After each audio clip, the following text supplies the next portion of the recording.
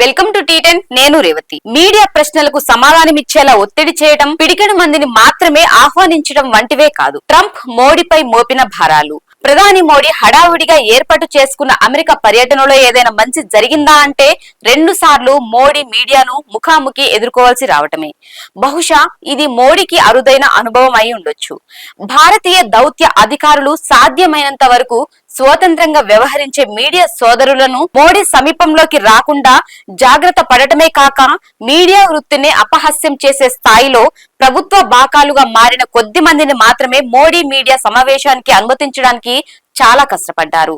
ఓ విలేకరి చివరకు ట్రంప్ ను కూడా పొగడ్తలతో ముంచెత్తే ప్రయత్నం చేస్తే మీరేమి మాట్లాడుతున్నారో నాకు అర్థం కావట్లేదు అంటూ ట్రంప్ వారిని తోసుకుని ముందుకెళ్లిపోయారు. ఇక్కడ గుర్తు చేసుకోవాల్సిన విషయం ఏమిటంటే చిదానంద రాజ్ ఘట్టా వంటి మెరికల్ లాంటి భారతీయ విలేకరులు అరుదుగా ఉన్న నగరం ఏదైనా ఉందంటే అది వాషింగ్టన్ మాత్రమే. ప్రపంచంలోని అనేక దేశాల్లో భారతీయ మీడియా ప్రతినిధులు లేనేలేరు. గతంలో ఇటువంటి లోటును పూరించడానికి ప్రధానమంత్రులు తమ పర్యటనలో భాగంగా అనుభవజ్ఞులైన మీడియా ప్రతినిధులను వెంట తీసుకెళ్లేవారు. ఆ పర్యటనల్లో ప్రధానమంత్రులను ఇరకాటంలో పెట్టే ప్రశ్నలు అడిగేవారు. దేశానికి ఎంతో కొంత కొత్త విషయాన్ని చెప్పడానికి అవకాశాలుండేవి. ఈ సాంప్రదాయానికి మోడీ చమరగీతం పాడారు. పైగా అటువంటి అధికారిక పర్యటనల్లో విలేకరులతో మాట్లాడటమే మానేశారు. పిడికెడు మంది ఎంపిక చేసిన భారత మీడియా ప్రతినిధులే అయినా వారితో ముఖాముఖి మాట్లాడే పరిస్థితి కల్పించడం ద్వారా ప్రధాని మోడీపై అమెరికా అధ్యక్షుడు ట్రంప్ పెద్ద భారాన్ని మోపారు. అధ్యక్షుడు ట్రంప్ భారతదేశం నుండి అమెరికాకు దిగుమతి అవుతున్న సరుకులు, సేవలపై అదనపు సుంకాలు విధిస్తున్నామని ప్రకటించడంతో మోడీ పర్యటనలో 2వ రోజు మొదలైంది. ముందు మరిన్ని అటువంటి భారాలు మోపనున్నట్లు కూడా ట్రంప్ ఖరాఖండిగా చెప్పారు. దిగుమతి సుంకాలు తగ్గించడం ప్రస్తుత పరిస్థితుల్లో మెరుగైన విధానంగా ఉంటుందని మోడీని అనుక్షణం వెన్నంటే ఉండే అధికారులు సైతం చెబుతున్నారు. కానీ భారతీయ జనతా పార్టీ ఇందుకు సిద్ధంగా లేదు. బహుశా ఇప్పుడు ట్రంప్ ఒత్తిడి మేరకైనా అటువంటి చర్యలకు ప్రభుత్వం సిద్ధపడుతుందో లేదో చూడాలి. ఇప్పటికైనా కేంద్ర బడ్జెట్ లో అటువంటి కొన్ని ప్రతిపాదనలు ఉన్నాయి. కానీ అంతకన్నా ఎక్కువగానే డిమాండ్ చేస్తున్నారు ట్రంప్. మన దేశపు తలసరి ఆదాయం కంటే అమెరికా తలసరి ఆదాయం 10 రెట్లు ఎక్కువ. అటువంటి దేశానికి అధ్యక్షుడుగా ఉన్న ట్రంప్ కేవలం సుంకాలకు సంబంధించిన డిమాండ్లతో సరిపెట్టుకోకుండా ప్రధాని మెడలు వంచి మరిన్ని ఆయుధాలు కొనుగోలు చేసేందుకు ఒప్పించారు. అంత పెద్ద వ్యాపార ఒప్పందాలకు తలొగ్గిన మిత్రుడికి ట్రంప్ ఇచ్చిందేమిటి? తాత్కాలికంగా విదేశీ అవినీతి చర్యలు నియంత్రణ చట్టం అమలును తాత్కాలికంగా నిలిపివేశారు. అలా నిలిపివేయటం వలన ట్రంప్ పొందేది ఇంత విశాల భారతదేశంలో ఏకైక వ్యక్తి మాత్రమే. అతనే మోడీకి అత్యంత సన్నిహితుడు. ప్రపంచ కుబేరుల్లో ఒకరైన అదానీ. అమెరికా కంపెనీలు కాంట్రాక్టులు పొందే ప్రయత్నంలో విదేశీ ప్రభుత్వాలతో చట్ట విరుద్ధ మార్గాల్లో వ్యవహరించకుండా నియంత్రించే లక్ష్యంతో అమెరికా పార్లమెంట్ 1977లో విదేశీ అవినీతి చర్యల నియంత్రణ చట్టం ఆమోదించింది. ఇతర దేశాల్లో ఇటువంటి చట్టం ఏదీ లేదు. కాబట్టి ఆయా దేశాలకు చెందిన కంపెనీలు తమ వాణిజ్య విస్తరణలో భాగంగా అనేక దేశాల ప్రభుత్వాలను, కొన్ని సందర్భాల్లో దేశాధినేతలనే ప్రసన్నం చేసుకోవడానికి అన్ని రకాల తప్పుడు పనులకు పాల్పడుతున్నారు.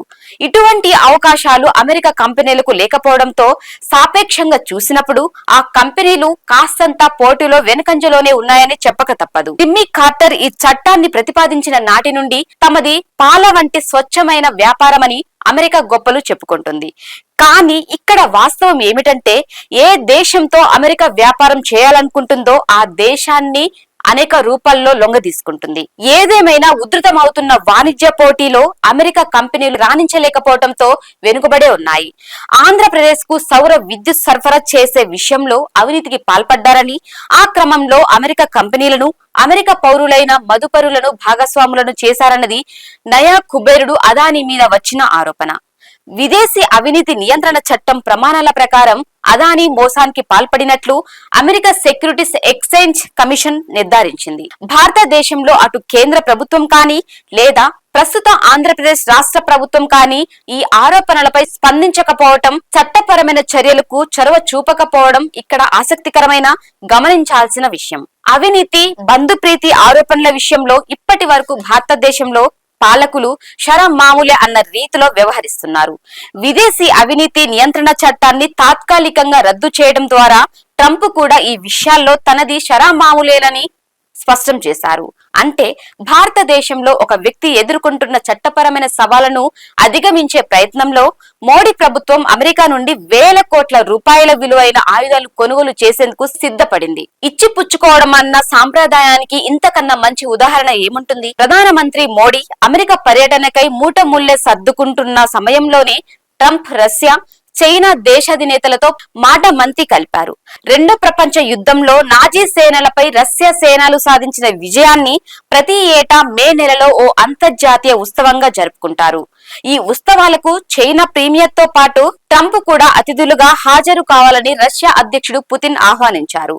అదే విధంగా ట్రంప్, పుతిన్లకు చైనా అధ్యక్షుడు షీ జిన్పింగ్ ఆహ్వానం పలికారు. ఈ ముక్కోనపు ఆహ్వానాలను పరిశీలించే రాజకీయ భూగోళం నిపుణులకు యల్టా సమావేశాలు గుర్తుకు రావటం సహజమే.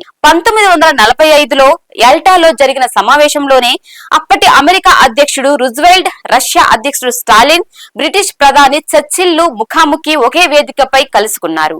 ఈ మూడు దేశాలు రెండో ప్రపంచ యుద్ధంలోకి నాజీ, ఫాసిస్టు నియంతృత్వ శక్తులు ప్రారంభించిన యుద్ధంలో తీవ్రంగా నష్టపోయాయి. అందువలన యుద్ధానంతర ప్రపంచ శాంతి స్థాపనకు సంబంధించిన విధి విధానాలపై చర్చకు అంకురార్పణ జరిగింది యల్టా సమావేశంలోనే. ట్రంప్, పుతిన్, జిన్పింగ్ల సమావేశం ప్రపంచంలో కోరలు చాస్తున్న యుద్ధాన్ని నిలువరించటంలో ముందడుగు వేయవచ్చు, కానీ స్టాలిన్, రూజ్వెల్ట్, చర్చిల్ల సమావేశం సాధించినంత స్థాయిలో ప్రపంచ బలబలాలు పొందికలను మారుస్తుందని ఆశించడం ఊహాజనితమే అవుతుంది. బహుశా 1949లో ఆ మూడు దేశాధినేతలు తీసుకున్న నిర్ణయాలను మిగిలిన ప్రపంచ దేశాలు అంగీకరించిన విధంగానే ఇప్పుడు కూడా భారత్, బ్రెజిల్, దక్షిణాఫ్రికా, జర్మనీ, ఫ్రాన్స్, ఇండోనేషియా, జపాన్ వంటి దేశాలు కూడా అంగీకరించి ఆమోదిస్తే అటువంటి సత్ఫలితాలు సాధించే అవకాశం లేకపోలేదు. యల్టా సమావేశం తరహాలో 21వ శతాబ్దానికి దిశానిర్దేశం చేయడానికి ట్రంప్, జిన్పింగ్, పుతిన్లు 2025లో ఏ యుద్ధమూ గెలవలేదు. 1945 నుండి 2025 మధ్య కాలంలో ఎన్నో పరిణామాల కారణంగా ప్రపంచం చెప్పుకోదగ్గ రీతిలో మారిపోయింది. ప్రస్తుతం అమెరికా తన స్థానాన్ని నిలుపుకునే ప్రయత్నం చేస్తుంటే రష్యా తన గత వైభవాన్ని తిరిగి తెచ్చుకునే ప్రయత్నం చేస్తోంది. ఈ రెండిటికి భిన్నంగా చైనా తన పలుకుబడిని, ప్రభావాన్ని, వైభవాన్ని విస్తరించేందుకు ప్రయత్నం చేస్తోంది. ఈ మూడు దేశాల చుట్టూ అంతర్జాతీయ వ్యవహారాల్లో తమదైన ముద్ర వేయగల స్వతంత్ర దేశాలు కొన్ని ఉన్నాయి.